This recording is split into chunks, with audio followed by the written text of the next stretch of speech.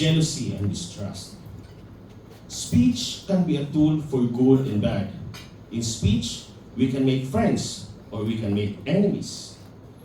Speech is very critical part of a Christian life.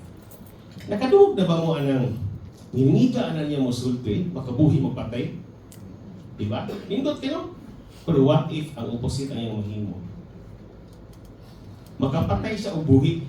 Not necessarily nga ka nagipatay physically, pero kana bang mental, isulbiya ka na. Diba? So what if yung ana ang may tabo? Now,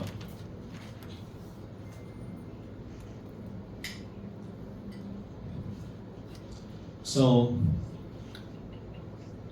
the scripture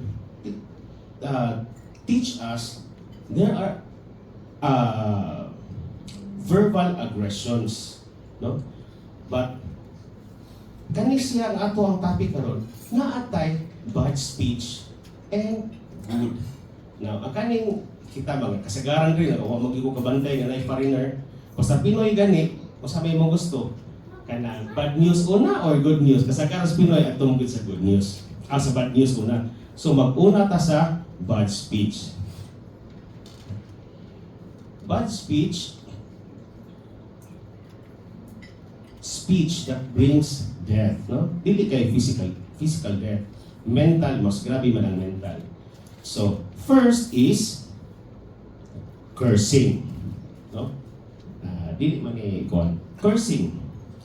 Cursing is uttering offensive word in anger or calling upon supernatural power to bring harm unto others. Example, ang atong mga kuya ug atis no hilig magkatag labi na long weekend mag-adto ritag north kay to alitog bantayan aritag south kay mga mual-mual mag-drive si kuya mag-drive ya wapo kayo ang music sa sakinan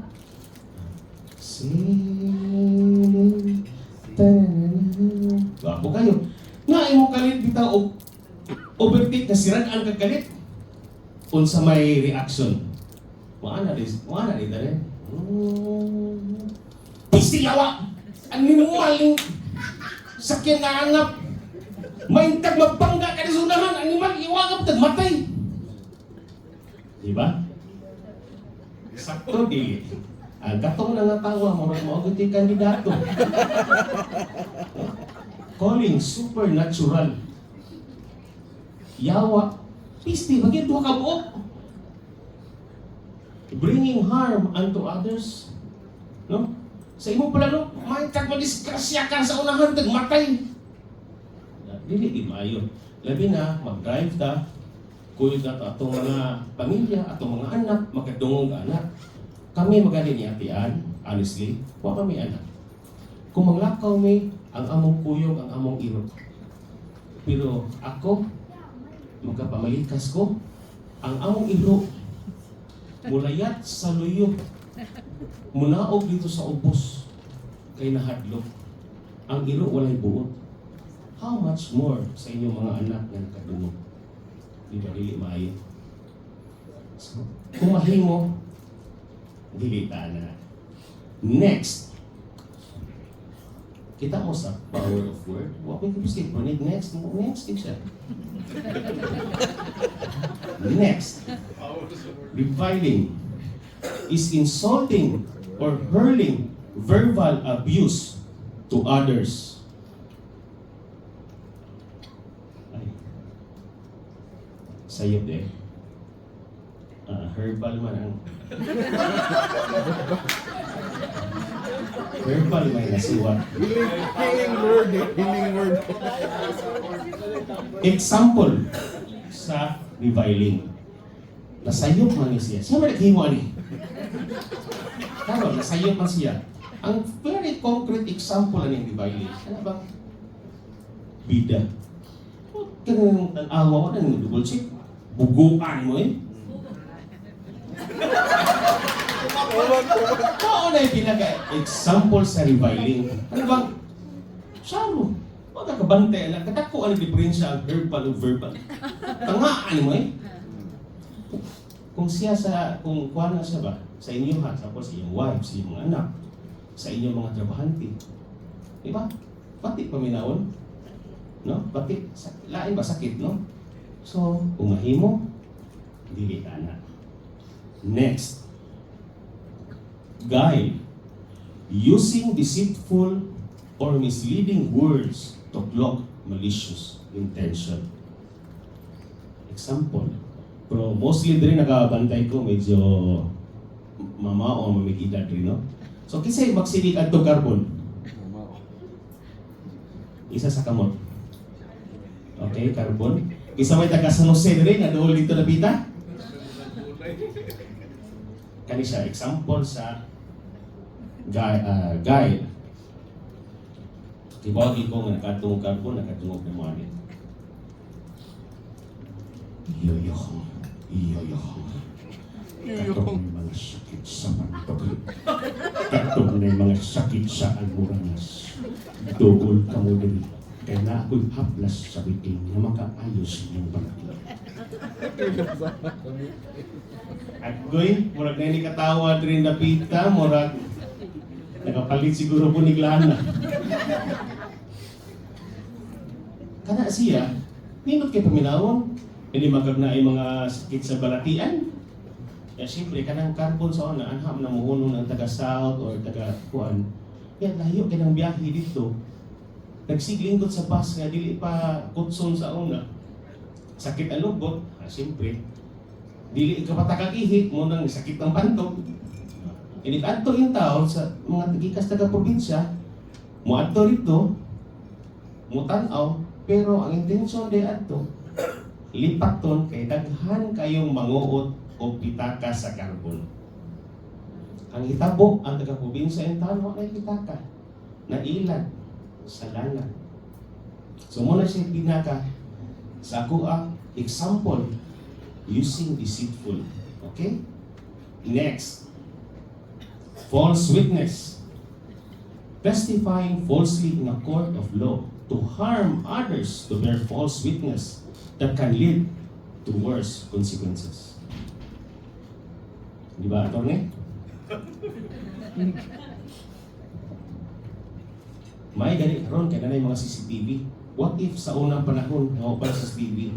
If na ako'y mga kaila, na ako ingnon, kaysa sa korte at least needed to look a witness, muingon ko nga bay, kuhaan gid siya na, kaya siya may kuhaan, kaya gid siya may nagtila.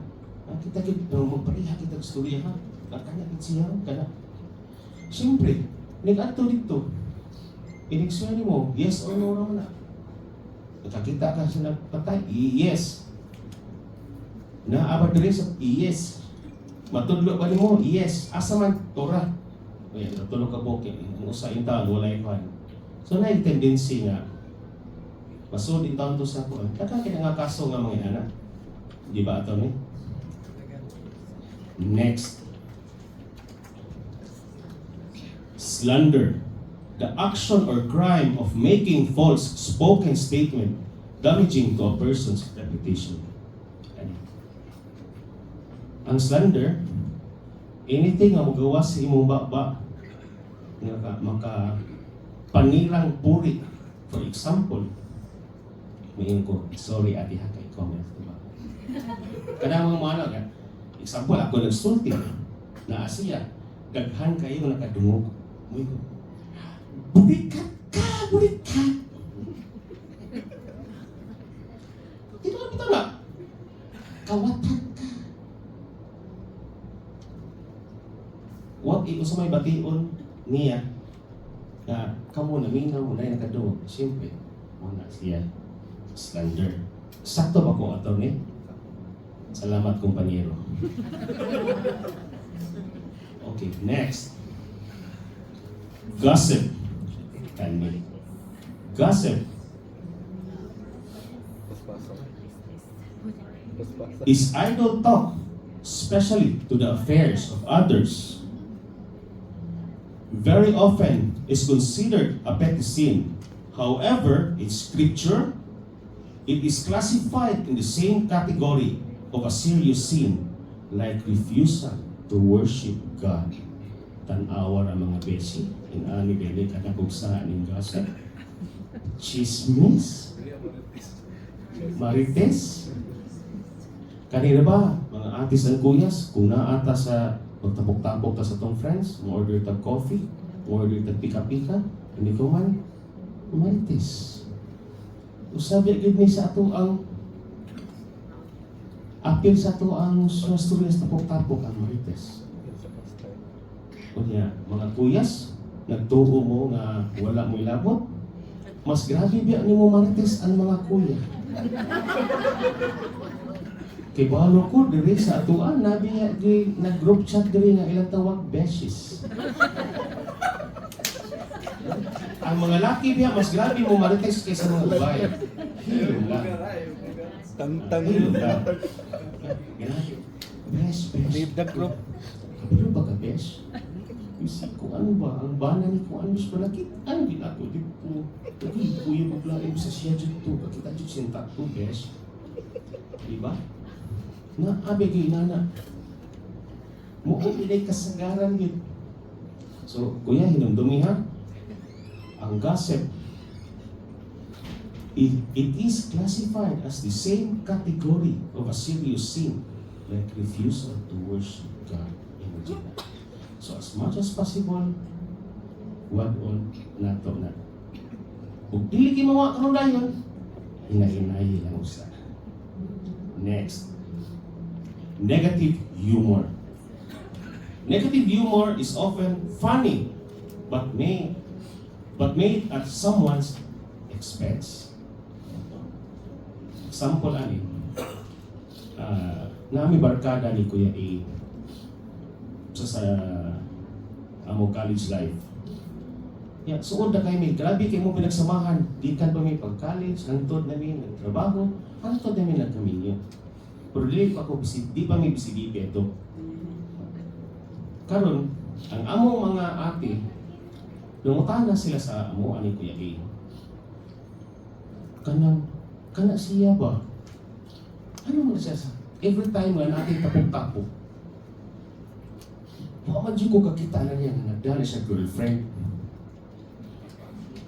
Inana nga, pangutana. So, ang nahitabo na mo ni Kuya A, kay bugal-bugal nun lagi, amo din gisakyan ng mga pangutana sa among mga ate. Amo din ina, shh, eksa ba? Ka ba? Wag mo kabantay. Kana mo ko siya. Ay mo sabat, ato-ato na ni. Kana mo ko siya.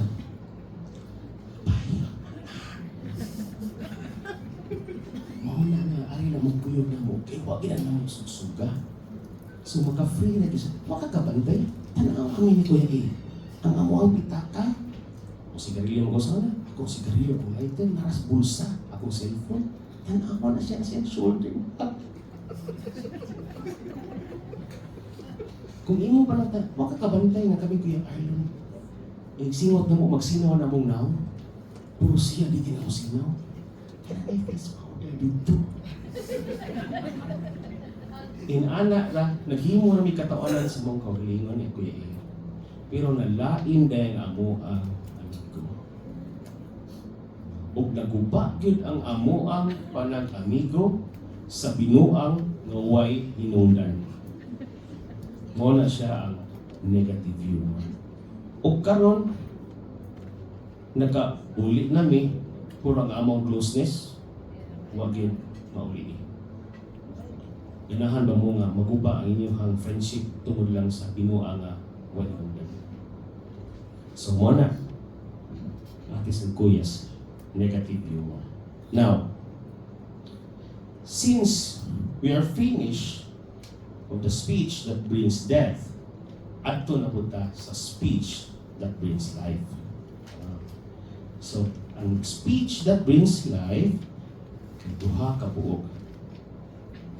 Glorious speech and gracious speech. Ang gracious speech, mo siyang speech na para sa atong tanan nga mga tao, sa tao, mo siya. Ang second is glorious speech, kani siya para ni God. So mag-una ta para sa atong relationship sa atong usa. Now, First is, okay, loyal speech is constructive and full of substance. It provides word of affection, concern, and impart God's grace on our own. Strengthen personal relationship. So first, expressing praise and affection. Be? Doon lang magkitabi. Tapika ko na lang inyong mga tapat, be. I-express ninyo o nindot kayo nga mga i-praise ninyo inyong mga tapat. I-praise ka na, be. Be, i-praise be nga. So, ano niyo? Diba? Pagkait ka, i-praise. Nagkatawa man noon. Negative humor na. Dinuang eh. Oh, diba? Nakadungog ko rin, nice hair. Kaya nakadungog ko rin, Napita, you look slim.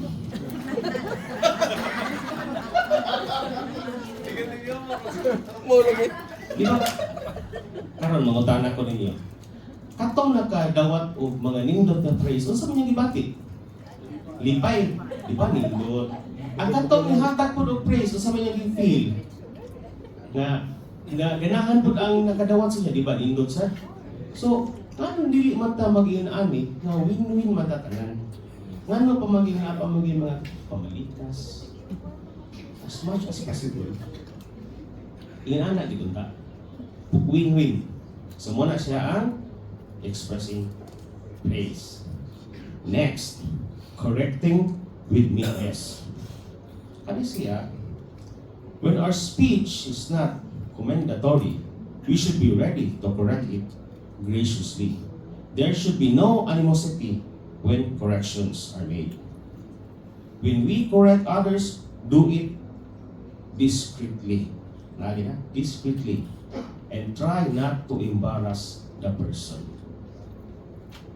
Sa una, nagtrabaho ko, na ako'y manager sa una nga, kung makasa gani, inigsud pa lang sa pultahan, magsige nga, pisti, nimo. Bakit? Yawa o lang, kinakasa ka. Pero at the end, initalikod niya, siya ra mong himuong katawanan.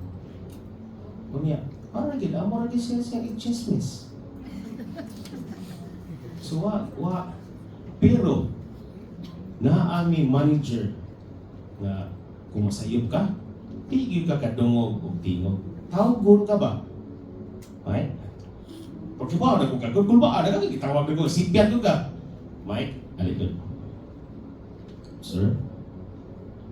Mike, katong nasipyat maka. Diba namatay sipyat? Kanang, unsa man ang among nahimong nasayop nga nung nasipyat man to? Yung unsa man mo matabang sa imuha, aron dili na ito mausap. Hinay kay Ting, kung kamo kuno sa kana ang sitwasyon, kung kamo mo natungan ana, kung kay sa kuha, ingon gyud ko nga ang akong pagrespeto sa iya ha, kung mo ni akong respeto sa iya, mas nitaas pa. Kunya, ikaw po nga nakasa, magbantay gyud ka, nga di na gyud ka makasag-usab, kay makaingon maka nga, di gyud ko usbon og sakay. Maayo ra ba kayo sa saya? Diba? So kung maayo kayo nimo nga di nimo pakawawan nga kamura, mas maayo, especially sa katong mga kuyas and ate sa to, dili na mga naggunit ng mga posisyon ng mga tao. Mas maayo nga, normal kita, naam kita sa world, naam gisipyan. Pero, dili na ito pakaawawan. Kung natay mga corrections, kamuran duha may makadamo. Okay. Next, communicating faith and joy. Kani siya simple kani. Our speech must always be positive and filled with faith and joy in the Spirit. Example. Wala ka na si attorney. Attorney, ato na ka? Sige. Bye-bye. O niya, ingat ka sa kalsada ha. God bless. Nindot ti paminawon, God bless. Ate, ato na ka? Sige, bye-bye. Ingat sa. Pagbantay ha sa kalsada, pag-drive ha, iniguli. Bye-bye, God bless. Message ha, mabuta ka sa balay. Wow, nindot kay paminaw, di ba? Kaya sa mo ka nga, Kuya, pato na ka? Mag-una ka na mo. Tamayan sa malamba ka una mo ka. Di ba? Nindot ito ang communicating faith and joy. Naagi na, bye-bye, God bless. Huwag mo na kasagan na itong practice din sa UCBP. Di ba? Nindot? Okay. Next. Making peace. Kani sa iyo na kaini making peace. Labi na ato to sa simbahan. Ini peace. Ano na rin peace. Ano mas ko peace. Pero sa tinud-an na yung nga peace pa. Isud kayo pagawson sa inyong bakba ang 5-letter word. Sorry. Isud kayo na. Gahi kina ilipag ko na to ang sorry. Kunya, ang kaning sorry, mo gina siya first step sa making peace. Isa-asa pa ang sorry. Kung makasa ko o isa, ati sorry ati. Kinsa may di malumoy kasing-kasing na ni una kagsulti og sorry. Diba? So muna siya ang making peace. Next is showing courtesy. Showing courtesy. A pleasant voice multiplies friends. Listen attentively is also showing courtesy. A pleasant voice works miraculously. Ano, pleasant voice. Siyempre, example, si Ate Dulce. Magstorya ni Ate Dulce. Ate, kita ano niya. Mukali ko. Oh, Iris. Apas ka dito. Awatan ko. Yan, sa kati. Bitaw. Yan, na lang dito. Mukali ko apas ko. Kung sa may mong paminaw, nga, kung ako musulti ko nimo niya, inana, distracted ako. Babay ko dito. So, nakaingon igana ko, may respeto sa kuya. Ano mag-inana man? No? So, muna siya ang showing courtesy. Ug naa may usa sa mga kuya sa mga kuya. Kani a pleasant voice works miraculously. Pangutana ko sa mga kuya, kinsa may mulakaw diri usahay bilin si Ate sa balay. Ako na lang example. Si Ate, normal gini nga. Manangin gani ko. Biyaw mo ko tawag, biyaw. Mulakaw ko. Kuyaw ko sa mga amigo. Ang unang yung pangutana na ni Ate, kung saan ka muna sa pauli. Wa pa gani ko kalakaw, nangutana nagpauli. So para dili lang malalis, mga 12 uli ako. Siyempre, gawas na. Karon ang resulta, alauna man niya ako. Inigsod na ko sa balay, si Ate naging hawak. Unsa kang kasyastaw? Niuli ka ginarong oras ha? Kibaw ka nga na ako'y trabaho pa ugma sayos buntag. Dukay ka niabot, wa ko katugog hinuwat nimo. Siyempre, kung akong bawsan, nakuha mo sa ka? Ako na ginakatri. Do you think nga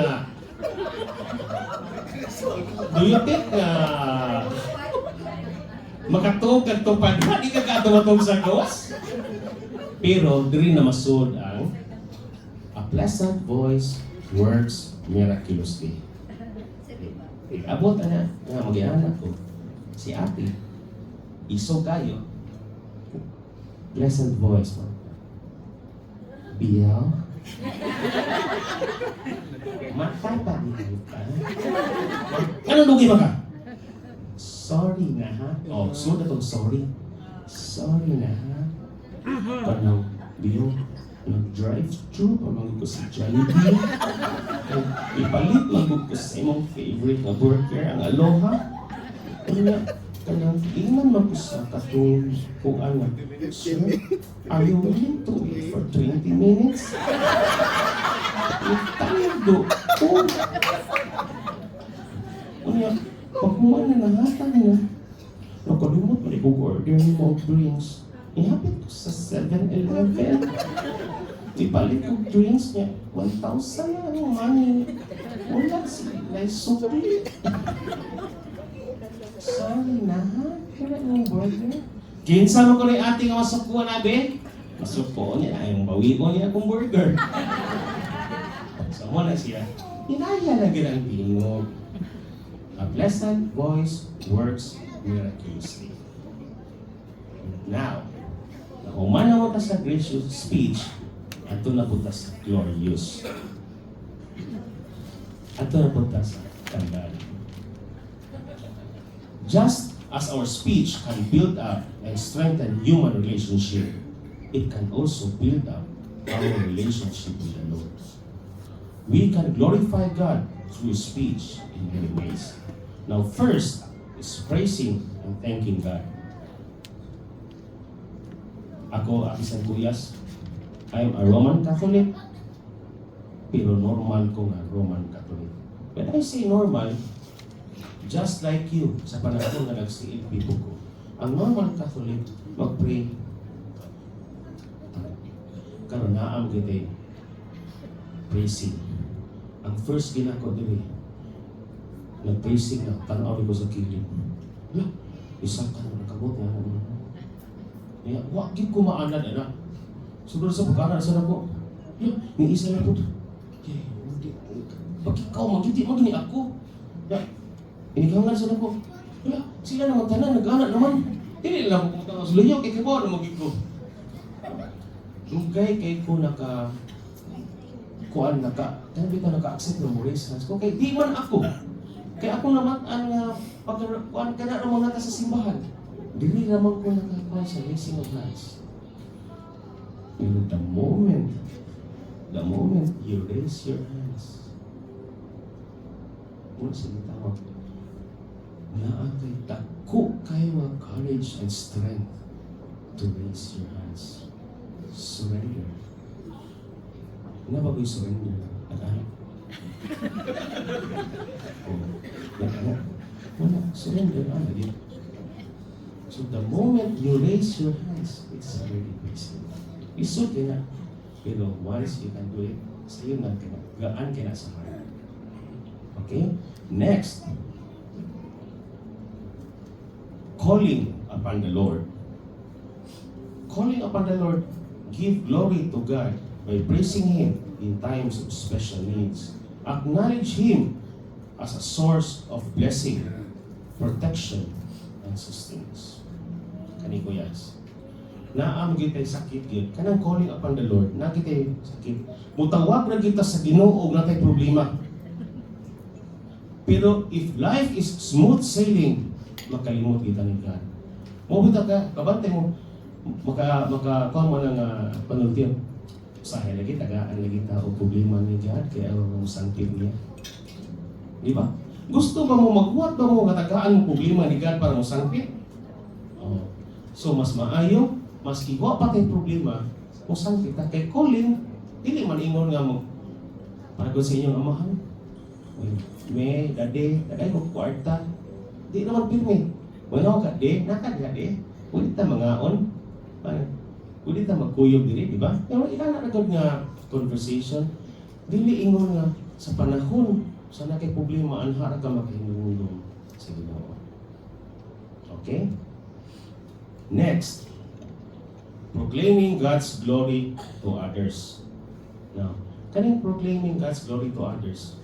Sa panahon na nag-calling ka ni God, nagi kay mga prayers na gusto nimo nga matabo, na gusto nimo nga makuha nimo. Karon, ma-answer ba gina imo mga prayers? Kung ma-answer na mo ko, may mga bantay mo, sus, dugay na kito na akong ipangayo ni God. Sus, nahatag ragil. Di ba kanina na ba?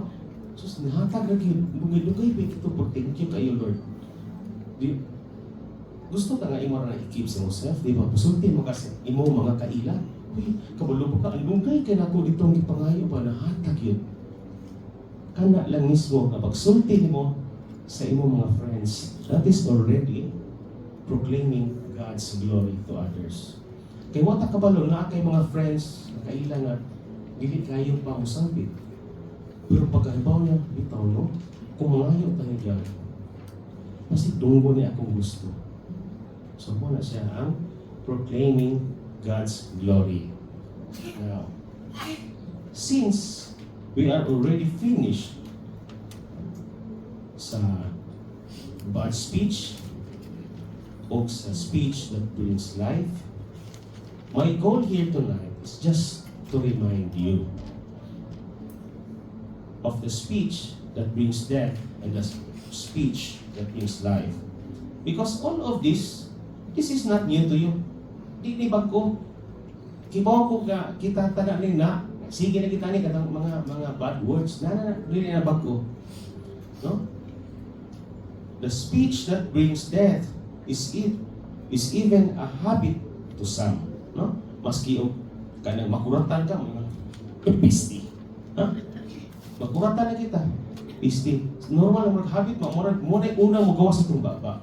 So as much as possible, ato na hinahinayan. Kaya ako sa una, maubitang ako gipatok, kaya maragdagan sa kuwali.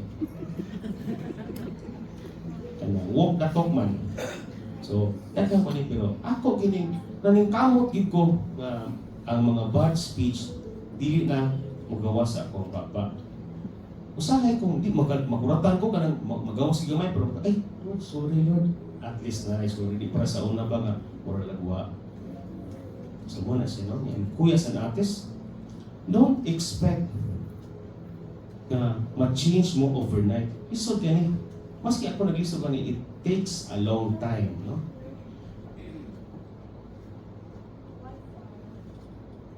At least nga makabantay mo nga bad na di ay ang inyong panulti.